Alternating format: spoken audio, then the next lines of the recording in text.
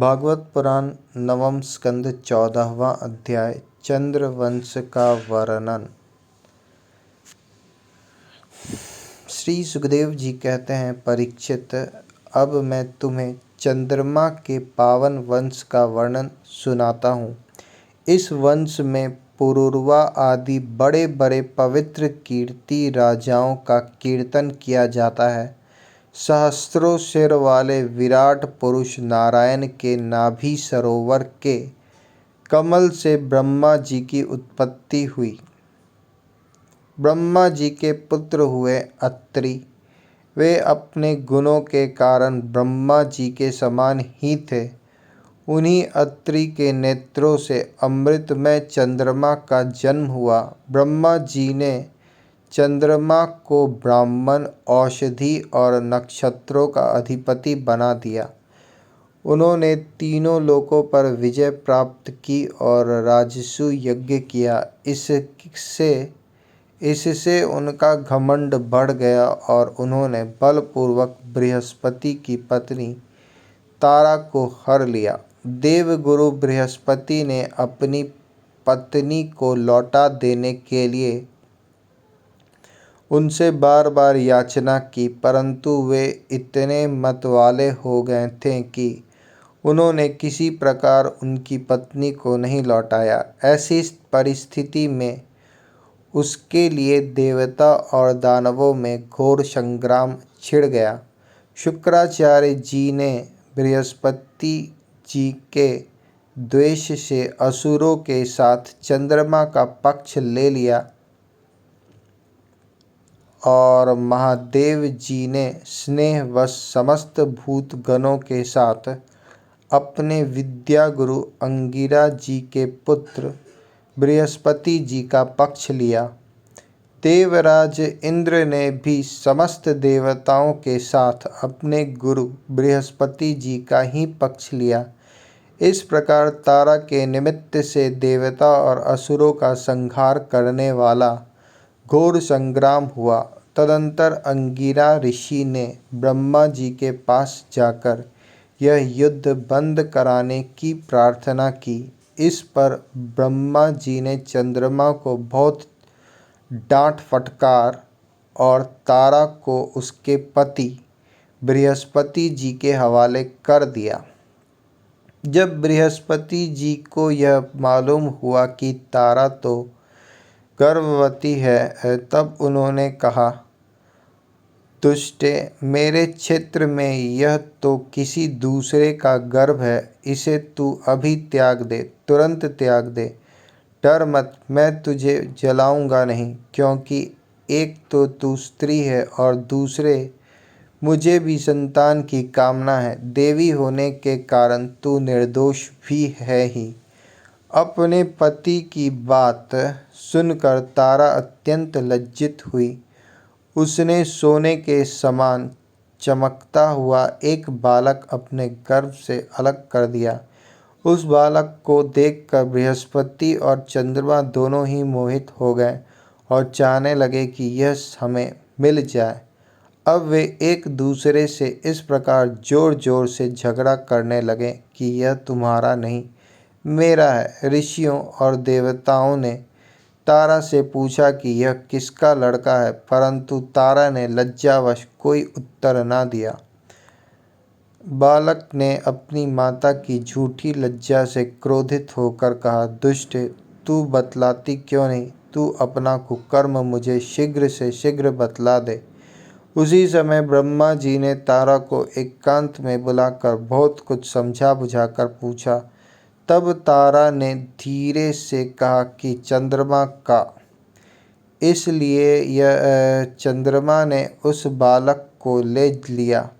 परीक्षित, ब्रह्मा जी ने उस बालक का नाम रखा बुद्ध, क्योंकि उसकी बुद्धि बड़ी गंभीर थी। ऐसा पुत्र प्राप्त करके चंद्रमा को बहुत आनंद हुआ। परीक्षित, बुद्ध के द्वारा इला के गर्भ से पुरुरवा का जन्म हुआ। इसका वर्णन मैं पहले ही कर चुका हूँ। एक दिन इंद्र की सभा में देवर्षि नारद जी पुरूरवा के रूप गण, उदारता, शील, स्वभाव, धन संपत्ति और पराक्रम का गान कर रहे थे। उन्हें सुनकर उर्वशी के हृदय में काम भावना उदय हो आया और उससे पीड़ित होकर वह देवांगना पुरूरवा के पास चली आई। यद्यपि उर्वशी को मित्रा वरुण के शाप से ही मृत्युलोक में आना पड़ा था, फिर भी पुरुष शिरोमणि पुरूरवा मूर्तिमान कामदेव के समान सुंदर है। यह सुनकर सुर सुंदरी उर्वशी ने धैर्य धारण किया और वह उनके पास चली आई। देवांगना उर्वशी को देखकर राजा पुरूरवा के नेत्र हर्ष से खिल उठे। उनके शरीर में रोमांच हो आया। उन्होंने बड़ी मीठी वाणी से कहा। राजा पुरूरवा ने कहा, सुंदरी,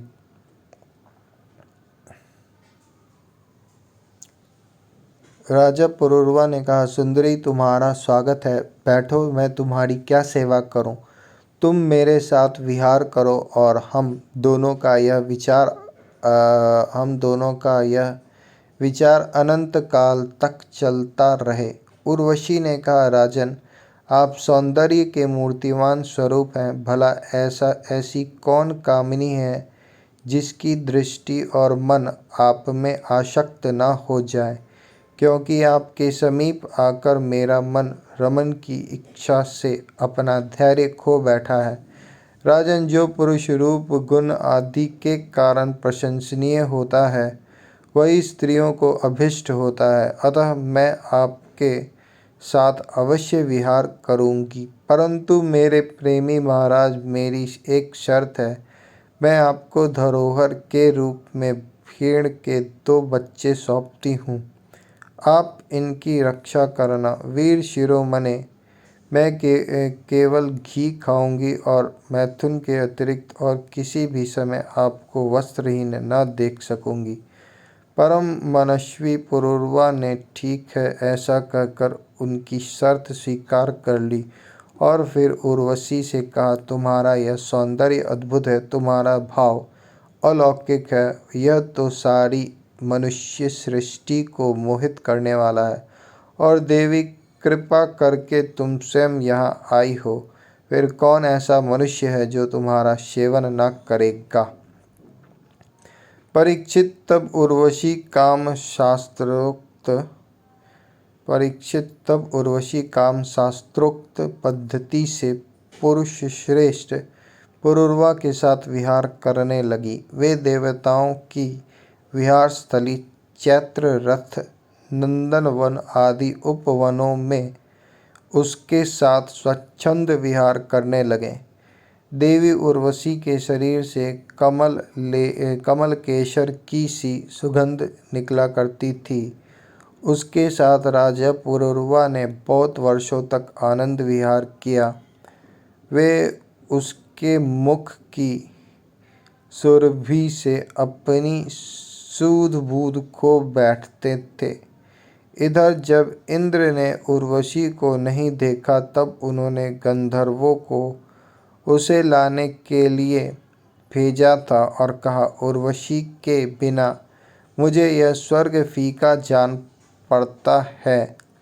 वे गंधर्व आदि रात के समय घोर अंधकार में वहां गए और उर्वशी के दोनों भेड़ों को, जिन्हें उसने राजा के पास धरोहर रखा था, चुराकर चलते बने। उर्वशी ने जब गंधर्वों के द्वारा ले जाते हुए अपने पुत्र को समान प्यारे भेड़ों की बे सुनी, तब वह कहीं उठी कि अरे, इन कायरों को अपनी स्वामी बनाकर मैं तो मारी गई। यह नपुंसक अपने को बड़ा वीर मानता है। यह मेरे भेड़ों को भी ना बचा सका। इसी पर विश्वास करने के कारण लुटेरे मेरे बच्चे को लूट कर लिए जा रहे हैं, तो मैं मर गई। देखो तो सही, यह दिन में तो मर्द बनता है और रात में स्त्रियों की तरह डर कर सोया रहता है। परीक्षित, जैसे कोई हाथी को अंकुश से बेध डाले, वैसे ही उर्वशी ने अपने वचन बाणों से राजा को बींध दिया। राजा पुरूरवा को बड़ा क्रोध आया और हाथ में तलवार लेकर वस्त्रहीन अवस्था में ही वे उस ओर दौड़ पड़े। गंधर्वों ने उनके झपटते ही भेड़ों को तो वहीं छोड़ दिया और स्वयं बिजली की तरह चमकने लगे। जब राजा पुरूरवा भेड़ों को लेकर लौटे, तब उर्वशी ने उस प्रकाश में उन्हें वस्त्रहीन अवस्था में देख लिया। बस वह उसी समय उन्हें छोड़कर चली गई। परीक्षित, राजा पुरूरवा ने जब यह अपने शयनागार में अपनी प्रियतमा उर्वशी को नहीं देखा तो वे अनमने हो गए।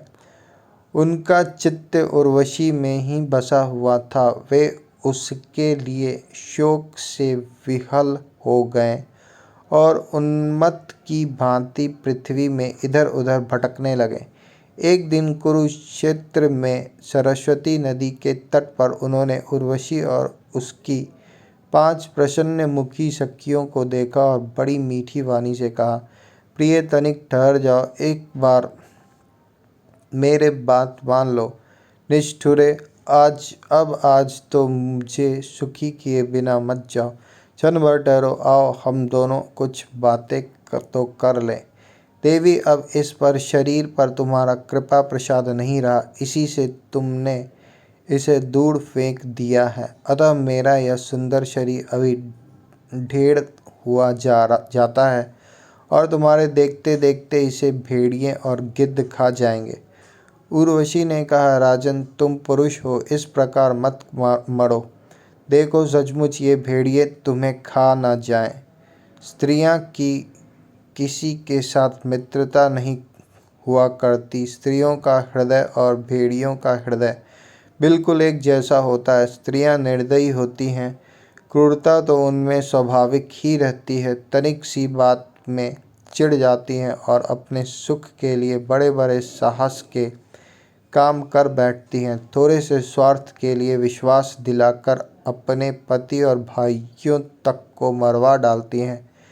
इनके हृदय में सौहार्द तो है ही नहीं। भोले भोले लोगों को झूठ मूठ का विश्वास दिलाकर फांस देती हैं और नए नए पुरुष की चाट से कुलटा और स्वच्छंदचारिणी बन जाती हैं। तो फिर तुम धीरज धरो, तुम राजेश्वर हो, घबराओ मत। प्रति 1 वर्ष के बाद एक रात तुम मेरे साथ रहोगे, तब तुम्हारे और भी संतानें होंगी। राजा पुरूरवा ने देखा कि उर्वशी गर्भवती है, इसलिए वे अपनी राजधानी में लौट आए। 1 वर्ष के बाद फिर वहां गए, तब तक उर्वशी एक वीर पुत्र की माता हो चुकी थी।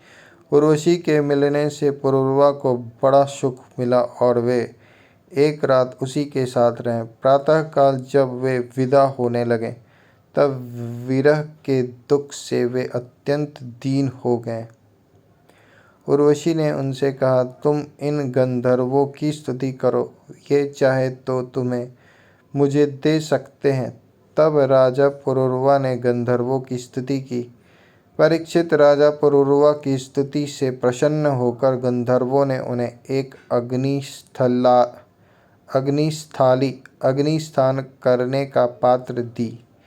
राजा ने समझा यही उर्वशी है, इसलिए उसको हृदय से लगाकर वे एक वन से दूसरे वन में घूमते रहे।